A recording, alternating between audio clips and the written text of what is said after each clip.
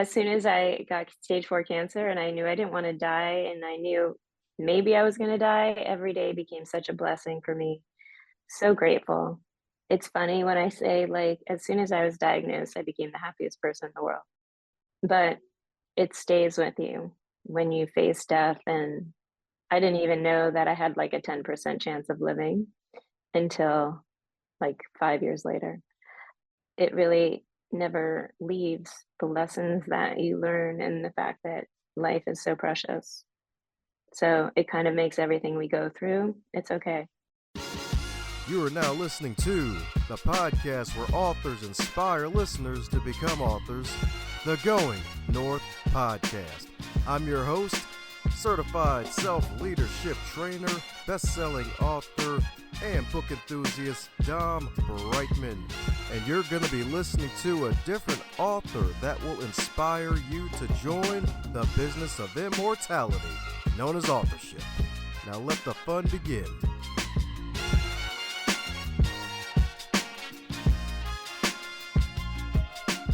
Today's episode is sponsored by book number 2 from Dominic Dom Brightman, Stay the Course, The Elite Performer's 7 Secret Keys to Sustainable Success. It is the field guide to help unleash the elite performer that is inside of you. Cop it today on Amazon.com or heading over to dombrightman.com and snag it in book, ebook, and audio book, so that way you can take it on the go and get yourself on the go to your northbound success. And today on the Highlight Reel, builder for authors known as the Going North Podcast, we got another super special, awesome human for you today, my friends. That's right, indeed, because you're going to be in for a treat that's good enough to eat 5 times over, indeed. Because courtesy of one awesome website, podcastguest.com, I was able to secure another wonderful human from across the globe, baby. That's right, indeed, because today's featured author, she's a lovely wife, as well as an entrepreneur, actress, singer, songwriter, yoga teacher, as well as a stage 4 triple negative breast cancer survivor. So, my goodness, it's like she conquered death, y'all. So let's give it up for the J to the G to the T, the one, the only Jennifer Greenhut Tollin. How you doing today, Jen? Sure. Really good. Really good. Thanks for having me. It sounds like I've done a lot in my short time here, my resume so far. That's right, indeed. That's right. Making sure the resume is long as one of those ancient scrolls that they would read to the king. Yeah. How much can you get on your resume? That's right. And you're still hailing from California, right? Yes, it is still light out and it's still about 80 degrees. Oh, well, look at you then. So Jenny from the California block. I love it.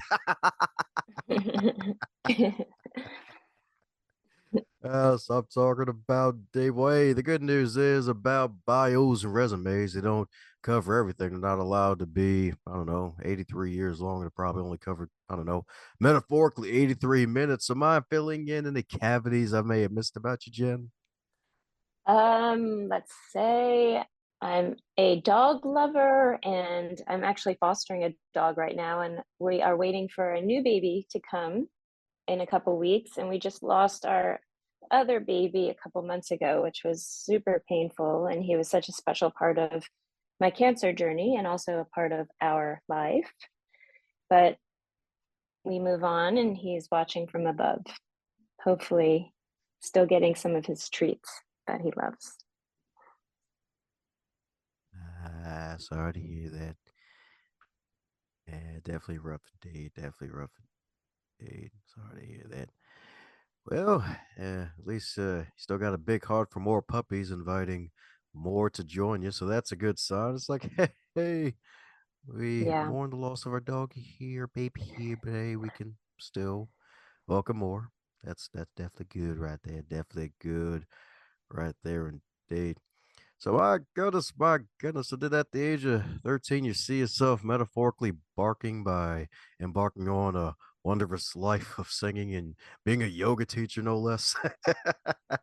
Yeah, I started yoga because I was acting and I wanted to look like Madonna at the time, and Madonna was talking about how much yoga she did. So I jumped into yoga And I came from like a gymnastics background and I thought it would be a piece of cake. And it was so hard. And I was so into the challenge of how hard this was. And my life started to change as my body started to open and become balanced and grounded.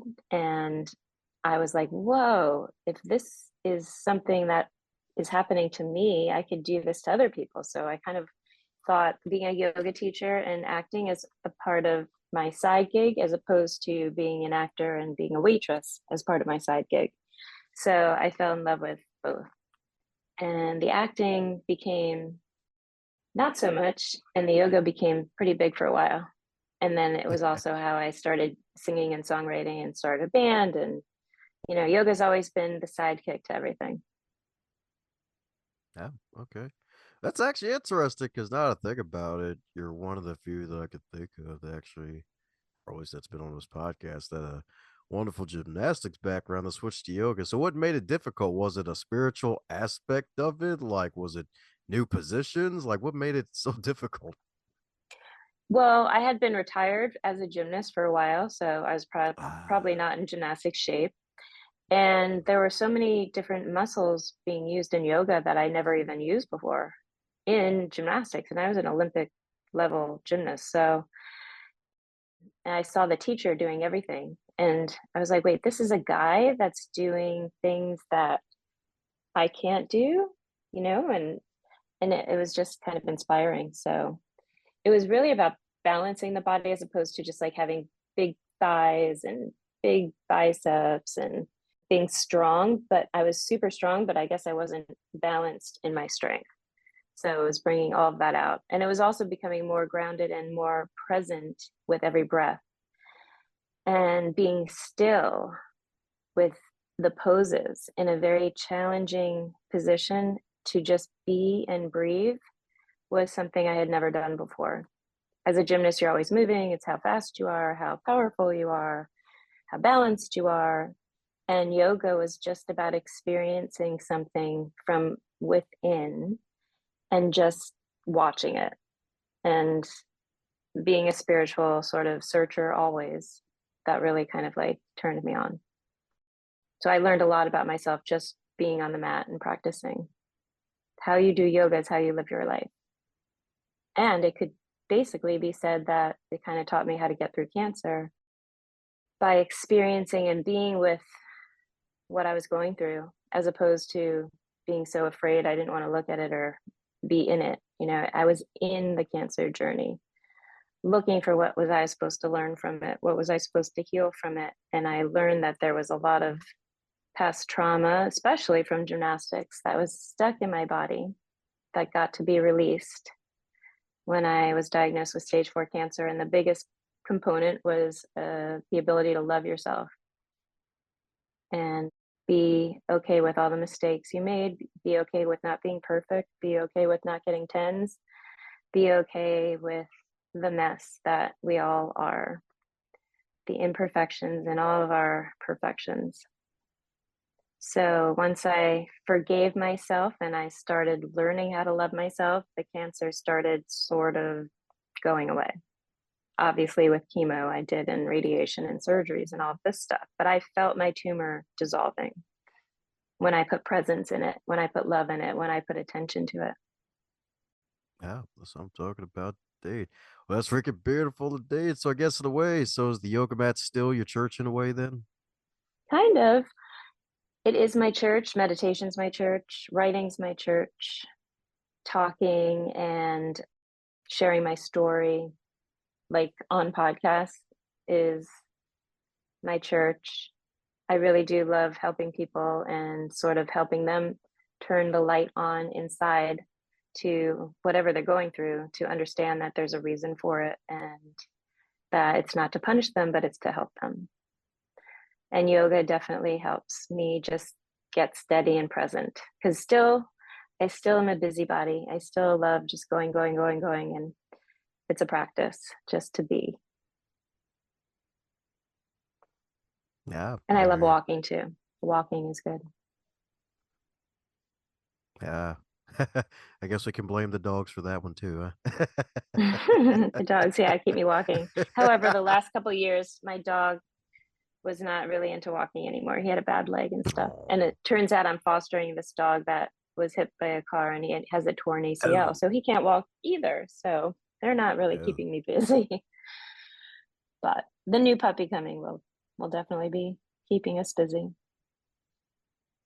Ah, Yeah. okay. Alrighty then. Yes, man, What about definitely you? rough. Are you a walker? Are you a what brought you to the podcast world? Oh, grief. Grief and gifts. Yeah, folks tell I got this voice for years for radio, and I'm like, oh, I guess I should do something with it. And then wrote a book on a dare called Going North: Tips and Techniques to Advance Yourself. And sadly, my father passed away after his long battle with dementia for 6 years. And then about a good, let's say, 3 or so months after he passed in March 2017, he was passed sadly, and thought, oh, maybe I should go back to marketing the book. And then, as opposed to me running my mouth on a microphone every week, I decided to interview fellow authors to give them a platform to get their stories out there and to learn from them. So, hey, it's all about advancing others. That's what it's all Yeah, about. I totally agree. My mother-in-law passed away from dementia a year ago. She probably had it for 8 years. It was very sad, very tough. Sorry to hear. Yeah, definitely tough indeed. But hey, I hear you're made out of tough stuff because my goodness, before the cancer, I believe you had a attempt at starting a family, if I'm not mistaken. What was it, 3 different IVF treatments, if I'm not mistaken? You do your homework. Yes, very correct. Which is probably why I'm so into dogs now. But I was always wanting a family growing up, and all my friends and my sister, everyone has kids, and I just didn't want to have a family with the wrong guy. So I met the right guy a little later, and my eggs were still fertile and viable and all that stuff. So instead of like wasting time, we were like, let's just start with IVF. So we did 3 rounds of IVF, and each round, well, the first round I was pregnant and then I miscarried.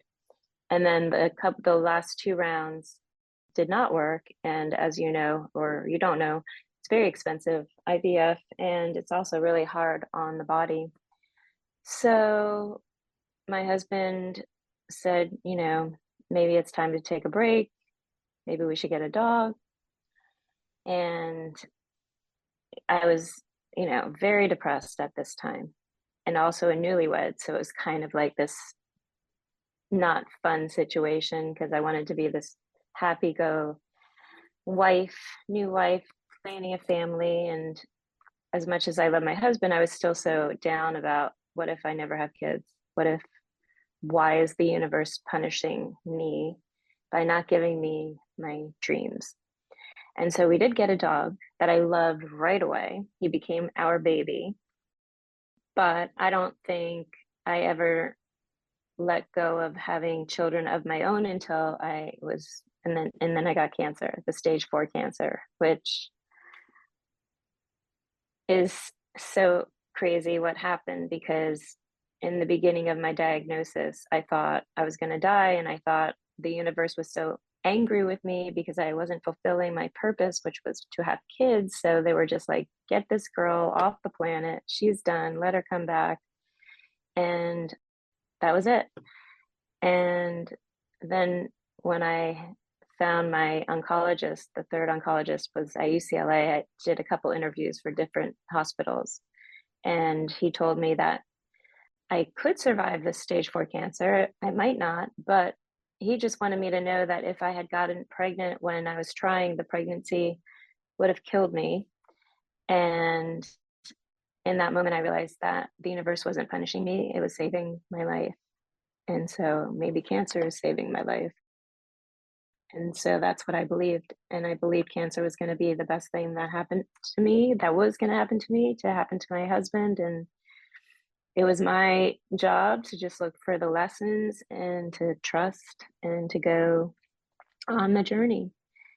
And that's exactly how I felt. And that's exactly what happened. And cancer gave me so many gifts. As hard as it was so giving, and it, I think, taught me so much about mindset and about the stories we create in our head, and I was meant to be given this gift to share for others to heal. And it, my challenge was cancer, but everybody has a challenge, whether it's death, divorce, changing careers, disease, and it's all meant for our own healing. We just have to embrace it that way. Yeah, that's right. Gotta embrace with both arms and legs if you have to. That's right indeed. That's right indeed. Exactly. So yeah, as soon as I got stage 4 cancer and I knew I didn't want to die and I knew maybe I was going to die, every day became such a blessing for me. So grateful. It's funny when I say, like, as soon as I was diagnosed, I became the happiest person in the world. But it stays with you when you face death. And I didn't even know that I had like a 10% chance of living until like 5 years later. It really never leaves the lessons that you learn and the fact that life is so precious. So it kind of makes everything we go through, it's okay because I'm alive. And if I wasn't going through it, then I wouldn't be alive. Yeah, that's right indeed. You heard that right, folks. You're listening to a miracle on the microphone. You'll love to hear it. That's right indeed. That's right indeed.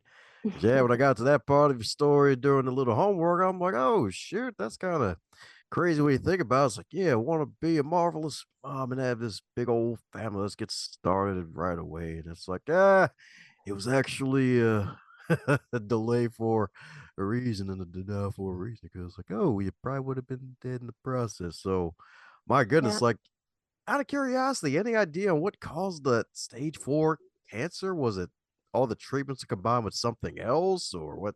Any idea how it even started?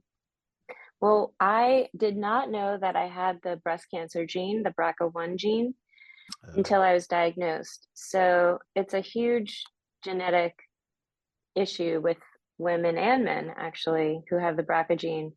I was going to get breast cancer in my life, whether it was going to be 50, 60, 70. There was like a 60 to 70% chance that I was going to get it. So if I had known I had the breast cancer gene, I might have proactively removed my breasts before I was even doing IVF because that would have lessened my chances. Or I might not even done IVF. It's hard to say what I would have done if I had known, but that was basically the reason. That was the reason. And plus, I believe also stress and depression and anxiety and trauma are like they're you're gonna either hit the turn on button and the genetic gene is gonna do the damage it's gonna do, or it's not gonna be turned on. And I wouldn't have gotten breast cancer. So I turned it on high with stress, trauma, depression. It was on. And so that was going to happen. But it's kind of good that I didn't know that I had the gene until I did. Now that I can share the story for other women, it's a genetic test, it's a blood test. Every woman should get it. Every woman should get mammograms and ultrasounds with their mammograms because I had dense breast tissue and I had mammograms, but the mammograms were not detecting the tumor that was growing. So that's another mistake that was made in just my care before even finding out that I had cancer. I was doing all the regular tests, I was getting my checkups. So that's an important thing that I share with other women. And yeah, so that was the reason. good deal, good information to know. So, believe the mammogram, and so was a genetic blood test as well, if I'm not mistaken. Want to make sure I get the Yeah. information right, so folks will know. Yeah. Yeah, just to find out if you have the breast cancer gene, because then if you know that you have it and you know that you're going to most likely get breast cancer, you can act accordingly. You can do a double mastectomy so you'll never have breast cancer. I had to remove my ovaries as well because ovarian cancer is related to the BRCA gene. Mhm. So everyone's doctor will have a different opinion about like the steps to take to watch out for it. Maybe it's just every 3 months you're getting screened, so they're going to catch it early. But it's important to know, information is power, and the more you know about what's happening in your body, the more things you can look out for. So once I was tested for it, my mom and my sister had to test for it, and they both did not have the gene. So then they were like, okay, how did she get the gene? If her mom doesn't have the gene, we got to test her dad. And it turns out my dad had the gene. My dad, Wow. then my brother was tested for it, and he has the gene. And it doesn't really matter as much for men because there's like just a very little chance they get breast cancer. They watch out for prostate cancer, but every man watches out for prostate cancer. So, it's not as damaging one if you're a man that has the gene than a woman. But so that's where it came from. My dad. My bad knees came from my dad. My blue eyes came from my dad, and my BRCA gene came from my dad. Hooray for the Thanks, blue Dad. eyes. Yeah, yeah, exactly. Two, 1 out of 3. 1 out of 3 good things. Hey, there you go. Those are the ones you can see out of, so I say it all worked out. That's true. Well, speaking of working out, you finally joined the business of immortality with your fabulous book, if I'm not mistaken. And you tag team with your husband to make it, right? Yes, that was his idea, actually. I was all ready to write the book about my journey and how I turned a triple negative to zero negative, and how I formed the company Zero Negative, and how it was spreading love and getting back to cancer research. And my husband's like, wait a minute, hi, what about me? I was in the journey too. I'm like, yeah. So he was like, what about like we write from two perspectives? Because we love the movie When Harry Met Sally. We also love the show series The Affair, where they show two perspectives to the same story. So we were like, yeah, that's such a good idea, actually. His journey from the caregiver, because he was thrown into the role of a caregiver right away when I was diagnosed, and my journey as the patient, I was thrown into the role as a patient. And how are we getting through love, marriage, and stage 4 cancer? And how did we do it? And we made a lot of mistakes, and we share all the mistakes, we share all the lessons, we share everything that we've learned. And our goal is to help other couples who are facing similar challenges learn from what we went through, and we give checklists of what to bring to surgery and how to face chemo and sort of how to find humor in the horrible, hard stuff. And my husband's a character, and we kind of have a funny banter going. So, we wanted to make like a love story comedy with a serious thing that we went through that turned into something that brought us stronger, made us stronger as a couple instead of making us weaker. So that was our goal. It was fun to write. Thank you, COVID, for helping us really have that time to get it out, because that was sort of like, what are we going to do? We're at home every day. That's what we did. So um, I'm really happy with it. But one day I want to make it like a Netflix series. And we really do think it's like a When Harry Met Sally and then Sally gets cancer type of story. So I'm talking about this. I'm talking about that. Good old book boomer. You love to see it. You love to see it.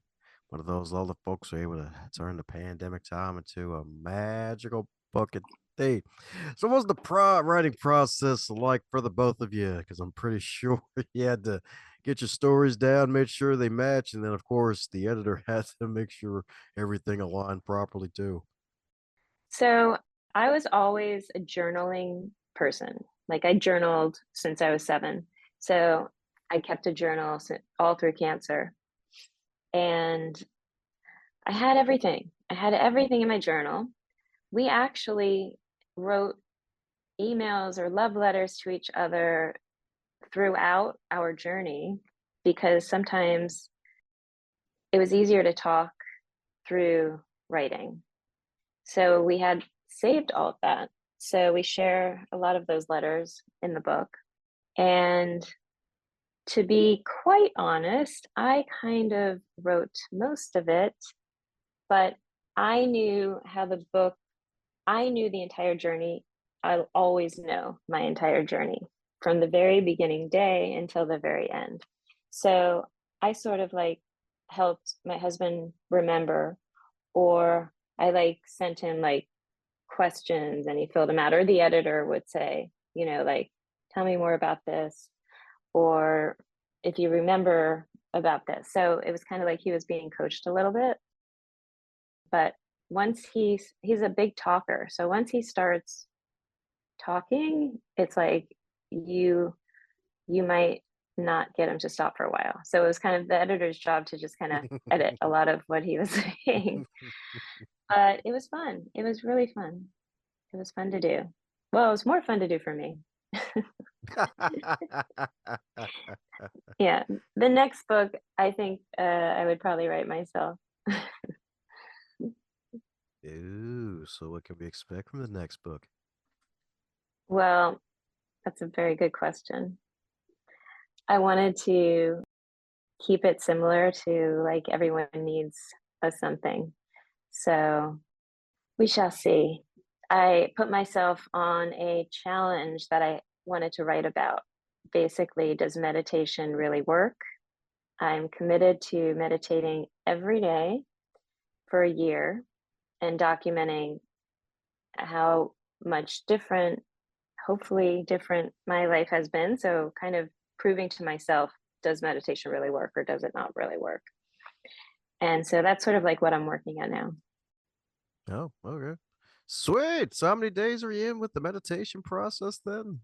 6 months, 6 months in, six Oh, months okay. in. And it was really hard in the beginning because, like I was telling you, I'm sort of a busybody and I thought yoga was my meditation, but actually just really doing nothing and sitting. And part of me was like, okay, Jen, you're always going to wonder, what are you going to be like if you commit to this practice? So once I really, and I hired a meditation teacher who's awesome. Once I really got into it, now I feel like I'm missing something if I don't do it.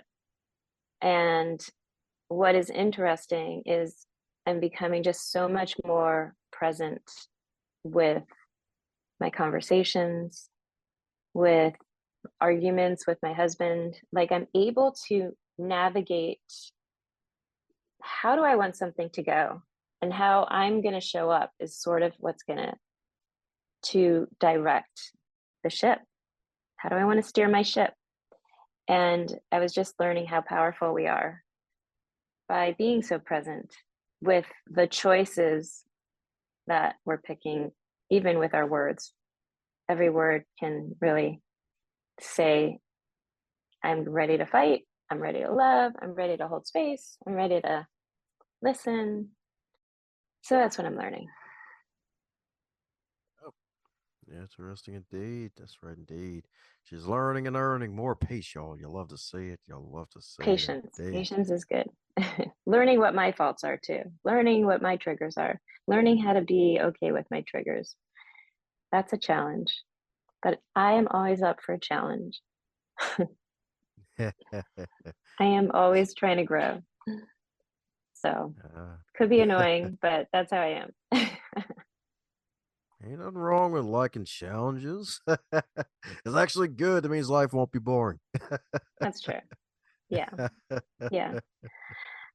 But my next challenge is to create Zero Negative, the foundation that I created. It was an LLC, and I just partnered up with a really good friend of mine who's a breast cancer survivor, and we turned our LLC into a nonprofit foundation. And so Zero Negative became the Zero Negative Foundation, and we have so much planned, so much we want to do in helping people heal trauma and heal disease and connect and find self love. I think the world is suffering from a lack of self love. I see the world right now as having metastatic cancer, very serious. And it's very sad to see. And at the same time, I feel like we're all connected and part of this world that we live in. And it's standing up for ourselves and the world we want. And I will always stand up for love, and I will always stand up for what the world can be like if everyone just knew how powerful they were and how connected we all are and how everyone's a piece of this huge source, universe, whatever you want to call it. Yeah, there we go. That's right indeed. That's right indeed. That's right indeed. The great source indeed. So my goodness, I got that powerful foundation on this meditation journey. So what'd you consider the biggest revelation you've had thus far? Like maybe even lesson learned or gift from your meditation thus far since you're on that journey 6 months in? Biggest lesson: everybody's soul is in charge. Everybody, whatever is happening, there is a higher purpose, higher something that is part of your soul, part of your journey. And we've picked everything that we are going through. So let's just have fun with it and believe that we're here to learn and to evolve and to heal. That has been a big thing in my meditation and also through stage 4 cancer. And love is always going to solve the problems. Ah, that's what I'm talking about. Dude, the soul's in charge, y'all. That's right indeed. It's got all the electricity you need. That's right indeed. That's right indeed. That's right indeed. The power companies will still be mad at you, but hey, it's all good. The soul's in charge. Soul is in So, charge. Yeah. It's like, to me, that makes me feel better. But to some people, they'd be like, wait a second, I want to be in charge. Soul, whatever, soul, whatever, soul. You can't argue with your soul. Yeah, that's a new one. Be mad at your old soul. Like, okay, all right, Yeah. okay, go, yeah. go somewhere else, soul. Eh, No, it's really about, yeah, becoming more of who you are. We can only become who we are. We can't change who we are. We can only know it or not. That's it. so change clothes afterwards. Gotcha. That's right, indeed. Don't try to change yourself.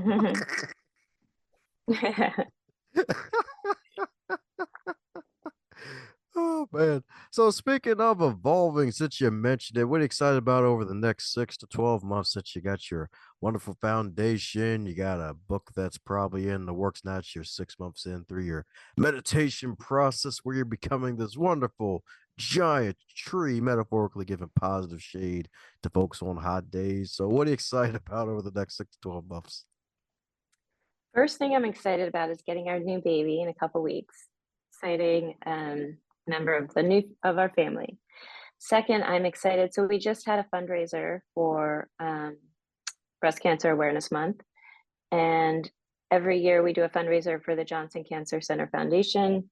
And it was so much fun. We had a different type of theme. It was a girls' night out, and we were featuring Hunkomania dancers for the entertainment. And it was a lot of fun. So in February, we have a fundraiser for the Zero Negative Foundation, which will be the very first one. And in February, because it's Valentine's, it's the month of, love and couples. So we're going to do a fundraiser around a date night type of theme. So I'm excited about that. I'm excited to really grow my foundation, and I feel like I'm a little bit of a baby in the nonprofit world, but I love my partner, and I feel like we're just stepping into so many things that we can develop and create. So, lastly, I'm excited about turning our Everyone Needs a Larry into a Netflix series. Yeah, you're that right, folks. You and your loved one. Yeah. Lady or your guy. Netflix and chill coming towards you. That's right, indeed. Jennifer Greenhut inspired. Yep, I'm excited to spread love. We still have all these accessories on our in our foundation that give back to cancer research. And I can't wait to design more things and design more colors and design more merchandise. We just got a bunch of cool t-shirts and sweatshirts that I'm actually really loving. I love my stuff. I love loving the stuff that's we're doing, so I wear the sweatshirts, I carry the bags. So it's just, yeah, it's just really following what you love to do. That was a big secret that I learned. I was always before doing things I thought I should, or what's going to benefit me the most, or what's going to look best to other people. And it's just follow your heart. Your heart, like your soul, will lead you in the right direction. Yeah, that's right indeed. Especially if it's north. That's right indeed. That's Yep, right. you always want to go Yeah. north. Unless you might go a little east and west, go north, North is always, well, we're always going north. Even if you don't want to go north, you're going north. That's right indeed. That's right indeed. Even if you're heading to Florida, it's still north if you're coming from Argentina. Yeah.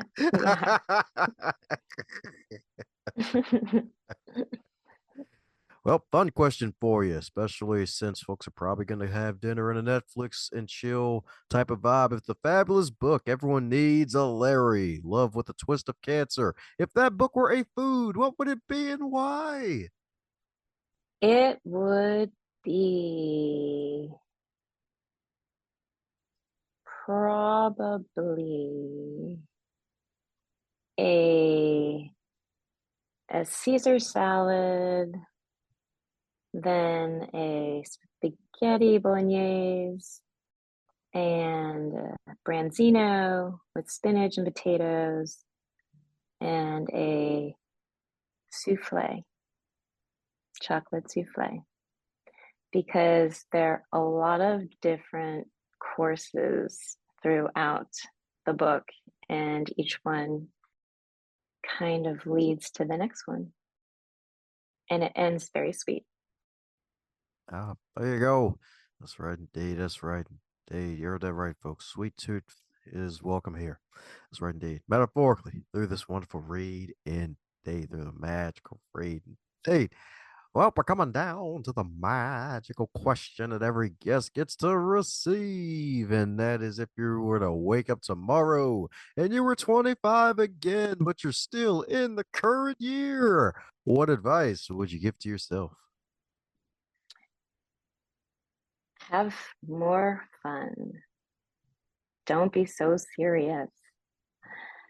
Just follow your heart and go do things that you thought you couldn't do, and go travel more, but you didn't think you could because you had to work.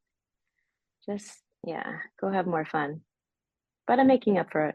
I'm having a lot more fun now. But if I could do it all again, I would definitely travel more and do more things. And everything also works out. So just enjoy everything, and don't try to control it. Ah, we heard that right, folks. Find a bun, have some fun, y'all. That's right indeed. That's right indeed. All the messy buns every day. That's right indeed. That's right. All work out for your good. That's right indeed. Work out for your good so much you'll be spelling good with 10 O's. It'll be good.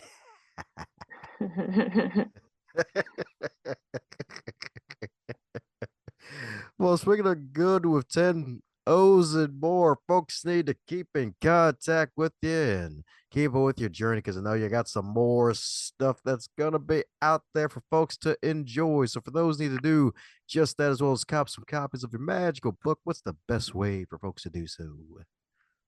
So it can be bought on Amazon.com. Just click Everyone Needs a Larry. And also on the website lovezeronegative.com. You can buy it there too. Woo. Well, there you have it, folks. We're going to put those magical links in the show notes so that way you can keep in contact with the wonderful Jen with two N's from the Cali Block. Indeed, cop some copies of her magical books as well. That's right, indeed, because she's just getting started, y'all. She's just getting started because there's more that awaits. That's right, indeed. Might need 5 camels for all the stuff that she's coming out with in the near future. Maybe 10 camels. Funny. It's a camel party. That's right, indeed. Bring your shoes too. Well, my guess before I go into that rabbit hole, any parting words before we close up shop? That's true. Exactly. Any party. Just come party.